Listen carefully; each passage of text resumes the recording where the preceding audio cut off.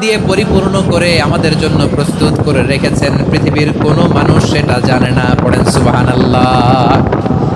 এটা যে কত সুন্দর, আমাদের আমলের প্রতিদান হিসেবে কত চমৎকার, fantastic, eye catching, fabulous paradise তিনি আমাদের জন্য রেডি করে রেখেছেন। এটা কেউ জানেই না, কল্পনাতেও আনতে পারে না। সুবহানাল্লাহ পড়েন। আবার হাদিসে কুদসিতে বিশ্বনবী ফরমান, রব্বুল আলামিন বলেন, আ'দাতু লিইবাদিয়াস সালিহিন মা লা আইনুন রাআত ওয়ালা উযুনুন সামিআত ওয়ালা খাতারা আলা কলবি বাশার।